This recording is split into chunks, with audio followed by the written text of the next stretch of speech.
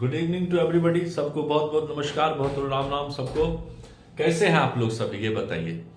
और जैसा कि आप लोग देख रहे हैं, अभी जो है क्लास वगैरह जो हो रहा है ऑनलाइन, ये बिल्कुल अलग तरह से मैं दे रहा हूं। जैसे आप अभी देख रहे होंगे, पिछले 2-3 दिन से लगातार जो है वॉइस ही चल रहा है। वॉइस बहुत इंपॉर्टेंट टॉपिक है इंटरमीडिएट के एग्जामिनेशन पॉइंट व्यू से भी।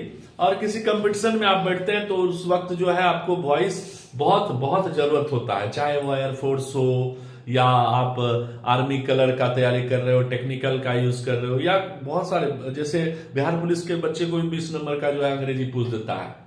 या आप देखिएगा आर्मी टेक्निकल वगैरह में भी जो इंग्लिश पूछता है 50 मार्क्स का, आर्मी कलर में पूछ देता है, एयरफोर्स में पूछ देता है लगभग 100 मार्क्स। मतलब बहुत सारा ऐसा क्वेश्चन होता है जो बार बार रिपीट होता है। तो आज हम लोग फिर देख रहे हैं प्रेजेंट इंडेफिनिट का वॉइस ही, ठीक है। एक्टिव, ये देखिए ए मतलब एक्टिव, पी मतलब passive, active passive, active passive, active passive, active passive. Okay, तो देखिए हो सकता है एग्जाम में क्या होगा, इंटरमीडिएट के बच्चे जो अभी 1 फरवरी से एग्जाम देंगे, उसके लिए क्या होता है, कभी कभी एक्टिव दे देता है, पैसिव चुनना पड़ता है, ऑप्शन देता है, ठीक है। पहले बनाने देता था, अब ऑप्शन दे रहा है। तो ऑप्शन भी देगा तो कोई फर्क नहीं पड़ेगा, अगर हम जानते हैं तो उसको बना सकते हैं, पहचान सकते हैं, नो प्रॉब्लम। आइए सिंपल इसका हम लोग स्ट्रक्चर जो है कल देखे थे, subject V1 V5 plus object है ना, इसका होता है। और ऑब्जेक्ट EJMR लगा के V3 करते हैं, बाय लगाते हैं, आई का मी हो जाता है। तो इस प्रकार से आंसर आपका बन जाता है आई राइट सम लेटर्स को आप आगे बढ़ाते हैं तो सम अकॉर्डिंग टू सम लेटर्स चलते हैं आगे। तो यहाँ पे EJMR में क्या होता है, आर होता है, क्योंकि पैसिव में EJMR लगता है। तो सम लेटर्स आर हो गया, राइट का तीसरा रूप क्या हो गया, रिटर्न हो गया, यानी हो गया सम लेटर्स आर रिटर्न, नियम से बाय, आई का मी। तो इस हिसाब से आंसर आपका बन चुका है, आराम से आप सीख सकते हैं, नो प्रॉब्लम। स्ट्रक्चर को ध्यान में रखना है, स्ट्रक्चर आपको कल ही मैंने दिया है, ठीक है। कल के वीडियो को जरूर देखिए। और आज जो वीडियो बता रहा हूं मैं, ये सारा का सारा सेंटेंस इसमें अभी मैं तोड़ूंगा 10 से 15 मिनट के अंदर, आप ध्यान दीजिएगा। अब आइए, ये सिंपल सेंटेंस था तो आंसर सिंपल ही हुआ, वाक्य सिंपल तो आंसर भी सिंपल, वाक्य इंट्रोगेटिव तो आंसर भी इंट्रोगेटिव, वाक्य निगेटिव तो आंसर भी निगेटिव, ये ध्यान रखना है। तो ये सिंपल था तो आप सम लेटर्स को आगे ले लिए, फिर से देख लीजिए। EJMR में आर लग गया, राइट का तीसरा रूप रिटर्न हो गया, नियम से बाय हो गया अकॉर्डिंग टू रूल, और I convert into me, no problem. अब आइए, ये आपका आंसर जो है बन चुका है, ये क्लियर हो चुका है। अब अगला ये इस वाक्य को देखते हैं तो इसमें देखिए प्रेजेंट इंडेफिनिट का ये सहायक क्रिया लग गया डू, यानी आई के लिए डू लगता है, आपको ध्यान में रखना होगा। ये सब जो है टेंस में पढ़ाया गया है, यदि आपका टेंस छूट गया है तो वीडियो देखिए पीछे वाला, उसमें भी बताया गया है। तो ये देखिए आई के लिए यहां डू लग गया, यहां V1 लग गया, सम लेटर्स हो गया, नो प्रॉब्लम। जब ये इंट्रोगेट सिंपल था तो सिंपल हुआ, इंट्रोगेटिव में देखिए सम लेटर्स को आगे इधर बढ़ाए, लेकिन यहां अगर सहायक क्रिया आगे आ जाता है तो यहां भी तो सहायक क्रिया को इधर कर देना, आगे कर देना है, और इस हिसाब से कहीं और कोई टच नहीं करना है, सारा का सारा आंसर सही है। तो देखिए हो गया answer, do I write some letters, तो are some letters written by me, no problem. Clear हो चुका है। इसमें अगर कोई दिक्कत हो तो पूछ सकते हैं, कोई भी कमेंट करेंगे तो हम आपको जवाब जरूर देंगे। व्हाट डू आई राइट, ये क्वेश्चन है। इसमें देखने वाली बात क्या है, सब्जेक्ट क्या है, आई, ऑब्जेक्ट नहीं है। अब देखिए जब सब्जेक्ट होता है, कल भी बताए हैं, ध्यान दीजिएगा, सब्जेक्ट होता है ऑब्जेक्ट नहीं होता है, तो डायरेक्ट व्हाट का व्हाट लिख दीजिए, फिर यहां पे केवल इज लगाना है, MR नहीं लगाना है। क्यों? क्योंकि ऑब्जेक्ट नहीं आ रहा है, इसको ध्यान देना है। ऑब्जेक्ट आएगा तो फिर अलग हो जाएगा, तो व्हाट के बाद यहां इज क्यों लगा, क्योंकि ऑब्जेक्ट नहीं है। राइट का क्या हुआ, रिटर्न, नियम से क्या हुआ, by, I convert into me, no problem. Clear हो चुका है, ये आंसर भी बन चुका है। What do I give you? अब what do I give you का क्या हो गया, यहां देखिए आई सब्जेक्ट है, यहां यू आ गया ऑब्जेक्ट, तो अब ऑब्जेक्ट को बढ़ा देना है, व्हाट का व्हाट ही रहेगा, बदलता नहीं है। ऑब्जेक्ट आपका क्या है, यू को ले लेंगे, यू के अनुसार क्या करेंगे, EJMR लगाएंगे, तो यू के लिए क्या लगेगा, आर लगेगा। गिव का क्या करेंगे, गिवन करेंगे according to rule, give gave given होता है, नियम से by, I convert into me, no problem, answer is clear. अब देखिए अगला क्वेश्चन जो है ये ध्यान देना है। अब हु वाले वाक्य में क्या होता है, सब्जेक्ट नहीं होता है, यहां पूछता है हु मतलब सब्जेक्ट दीजिए इसको, ठीक है। लेकिन व्हाट वाले वाक्य में क्या होता है, सब्जेक्ट होता है, कभी ऑब्जेक्ट नहीं हुआ, कभी ऑब्जेक्ट भी हो गया, तो दोनों में अंतर होता है, आप देख सकते हैं। यहां ऑब्जेक्ट नहीं था तो इज लगाए, यहां ऑब्जेक्ट आ गया तो इसके अनुसार से चलने लगे, नो प्रॉब्लम। अब देखिए हु डज दीज वर्क्स, इसको दो तरह से बनाया जा सकता है। हु का हु भी रख सकते हैं, लेकिन अगर हु को बाय हुम में चेंज कर दिए तो नो प्रॉब्लम, ये भी सही है। अगर हु से आप इसको बनाते हैं तो हु से भी इसको आप बना सकते हैं, हु लगाना पड़ेगा और उसके बाद क्या करना होगा। तो देखिए यहां हु वाले वाक्य को अगर हम लोग देखते हैं तो हु को कन्वर्ट करते हैं बाय हुम में, ठीक है, बाय हुम कर दिए।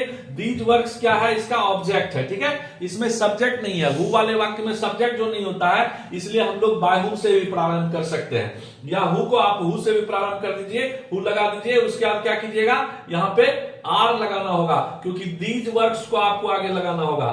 दीज वर्क्स ध्यान देना है। उसके बाद क्या करेंगे, डच जो है आपका वो वर्ब है, ये V5 का काम कर रहा है, ध्यान देना होगा आपको, ठीक है। तो डू का तीसरा रूप क्या होता है, डन। और लास्ट में यदि हु से शुरू करते हैं तो लास्ट में बाय देना पड़ेगा। ये रहा आपका आंसर। इसको और अच्छे से क्लियर मैं करूंगा अभी, जस्ट इसको समझ लीजिए। तो बाय होम से भी बना सकते हैं, बाय होम लगा दिए, आर लगा दिए, दीज वर्क्स हो गया, डन हो गया। इधर बाय दे दिए तो इधर बाय देने की आवश्यकता नहीं है। अगर आप इधर बाय नहीं देते, इधर बाय देना पड़ेगा, या तो बाय होम से काम चला लो या लास्ट में इधर बाय लिख लो। यानी ये का सारा जो है प्रेजेंट इंडेफिनिट का सेंटेंस अभी बन रहा है। इसमें और भी कुछ क्वेश्चन है जो हम आपको जस्ट बता रहे हैं। ओके, एक क्वेश्चन है, इससे पहले जस्ट आप देख रहे थे, हु डज दीज वर्क्स, इसके बारे में आप ध्यान दीजिएगा अभी, जस्ट इसको और अच्छे से समझिए। Who does these works, okay, ये वर्क्स है। तो इसको हम लोग दो तरह से बना सकते हैं। ये आपका क्या है, एक्टिव है, ये क्या है आपका एक्टिव है। इसका पैसिव हम लोग को देखना है। इसका दो आंसर हम लोग अभी निकालेंगे। ओके, एक तो हम लोग हु से इसको बना सकते थे, ओके, हु से बनाएंगे तो लास्ट में बाय देना ही पड़ेगा, ध्यान रखिएगा, बाय छोड़िएगा गलत हो जाएगा, ये ध्यान दीजिएगा। ओके, है ना, दोनों तरह से सीख लीजिए। या इसका दूसरा आंसर अगर देखेंगे तो किससे करेंगे, बाय हुम, यानी हु को किस में कन्वर्ट करेंगे, बाय हुम में। ओके, तो अब दीज वर्क्स है, तो दीज वर्क्स के लिए क्या लगाएंगे, दीज वर्क्स कर देना है, नो प्रॉब्लम। तो इधर क्या लगेगा, आर लगेगा। और यहां देखिए ये क्या है, V5 है, ये सहायक क्रिया नहीं है, ये मुख्य क्रिया है, ध्यान दीजिएगा, ये सहायक क्रिया नहीं है, मुख्य क्रिया है यहाँ पे। ओके, अब देखिए मुख्य क्रिया है तो डच का क्या करेंगे, डन लगा देंगे। ये रहा आपका आंसर। तो who are these works done, this is right. या by whom are these works और डन लगा दो भैया, ये भी आंसर आपका सही है, नो प्रॉब्लम, बिल्कुल आसान है। चाहे इससे बनाओ चाहे इससे बनाओ, हमने दोनों तरीका बता दिया। क्या पता ऑप्शन में ये हो और ये ना हो, तो ध्यान देना होगा, ये हो और ये ना हो, तो दोनों तरह से हम लोग सीख चुके हैं। इस तरह के वाक्य को प्रेजेंट इंडेफिनिट में आराम से हम लोग वॉइस में बना सकते हैं। तो अभी तक का जो सफर है वो आपने देखा, सिंपल आई, है ना, राइट सम लेटर्स करके, फिर आपने देखा do I write some letters करके। ओके, उसके बाद फिर आपको WH क्वेश्चन भी देखा। WH क्वेश्चन में व्हाट का प्रयोग देखे, जिसमें सब्जेक्ट था ऑब्जेक्ट नहीं था। तो सब्जेक्ट हो ऑब्जेक्ट नहीं हो तो इज का प्रयोग करना है ना, और अगर सब्जेक्ट हो ऑब्जेक्ट हो तो इज एम सब लगेगा ऑब्जेक्ट के अनुसार। तो आप पिछला जो अभी जस्ट मैंने बताया है उस पर ध्यान दीजिएगा। और इस पर आप देख सकते हैं, हु वाक्य जो है स्टार्ट किया हु से, और इसमें सब्जेक्ट नहीं है, हु वाले वाक्य में सब्जेक्ट नहीं होगा, इसीलिए आप इसको या तो हु से शुरू करोगे तो लास्ट में बाय लिख देना, और बाय होम से स्टार्ट करोगे तो बाय देने की आवश्यकता नहीं है। ये रहा आपका आंसर, और बिल्कुल आप बना सकते हैं। इस प्रकार का जो भी क्वेश्चन हो आराम से आप बनाइए, नो प्रॉब्लम, बहुत आसान है, आराम से सीखिए और किसी भी बुक का इस्तेमाल कीजिए, क्वेश्चन बैंक देखिए, सब तरह का आंसर आपको बनेगा, कोई दिक्कत नहीं है। इस हिसाब से प्रेजेंट इंडेफिनिट का जो है इस तरह के क्वेश्चन को हम लोग देख चुके हैं। चलिए प्रेजेंट इंडेफिनिट का एक क्वेश्चन और मैं डील करता हूं, जिसमें कि डबल ऑब्जेक्ट आ जाए, मान लिया जाए डबल ऑब्जेक्ट, ठीक है। जैसे अभी सिंगल ऑब्जेक्ट आ रहा है, डबल ऑब्जेक्ट आ जाएगा तो कैसे बनेगा, जैसे I give you a pen.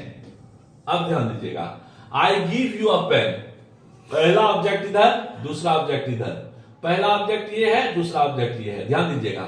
अब इसको यदि हम बनाते हैं तो पहले ऑब्जेक्ट से भी बना सकते हैं और दूसरे ऑब्जेक्ट से भी बना सकते हैं। तो पहले ऑब्जेक्ट से अगर बनाते हैं तो क्या होगा, तो यू को इधर लाना होगा, ये पहला ऑब्जेक्ट आ गया। यू के लिए क्या लगेगा, आर लगेगा। गिव का तीसरा रूप क्या करेंगे, गिवन करेंगे, और दूसरा ऑब्जेक्ट जो है उसको वहीं छोड़ देना है। तो you are given a pen, और उसके बाद बाय मी। तो आप देख सकते हैं आंसर हो चुका है। यहां पे पहला ऑब्जेक्ट लगाना था इज एम आर। देखिए जब सेंटेंस बन जाता है तो स्ट्रक्चर अपने से ही बना सकते हैं, ऐसा मेरा मानना है। तो सेंटेंस को पहले बनाने की देखिए कैसे बनेगा। यू इधर आ गया, यू के लिए आर लग गया, गिव का गिवन हो गया, जो था जहां उतर गया, नियम से by I convert into me, no problem. ये एक आंसर हो चुका है। ये था आपका एक्टिव, ये है आपका पैसिव। ये पहले ऑब्जेक्ट से आपने आंसर देखा। अभी अब दूसरे ऑब्जेक्ट से मैं बात करता हूं। दूसरे ऑब्जेक्ट का पैसिव यानी इसी का आंसर फिर जा रहा है।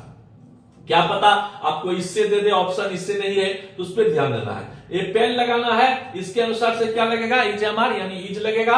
और गिव का क्या करेंगे, गिवन करेंगे। और जब दूसरा ऑब्जेक्ट पकड़ते हैं तो पहले ऑब्जेक्ट के लिए टू लगाना पड़ता है, ऐसा सिस्टम है। ओके ध्यान दीजिएगा, टू यू नहीं लगाइएगा, टू तो गलत हो जाएगा। यहां नहीं लगाना है, दूसरे ऑब्जेक्ट में नहीं लगता है, लेकिन पहले ऑब्जेक्ट में टू यू लगेगा। टू कुछ भी रहेगा तो यहाँ टू लगेगा। यहां यदि कुछ भी ऑब्जेक्ट रहेगा तो इसके हिसाब से चलना है, लेकिन यहां पे टू का प्रयोग भूलेंगे नहीं तो गलत हो जाएगा। तो a pen is given to you by me, इस हिसाब से ये आपका आंसर तैयार हो गया। पहला ये भी सही है, दूसरा भी सही है। सिंगल ऑब्जेक्ट भी देखे, डबल ऑब्जेक्ट भी देखे। अगले वीडियो में मिलते हैं कल फिर। और अभी प्रेजेंट वीडियो में बहुत सारा सेंटेंस में बताऊंगा, आप क्लास मिस मत कीजिए, रेगुलर क्लास कीजिए, क्लास करते रहिए, सब्सक्राइब कीजिए, आराम से विपुल सर के साथ पढ़िए। इंग्लिश बहुत आसान है। और फिर मिलते हैं सबको। Good night, bye.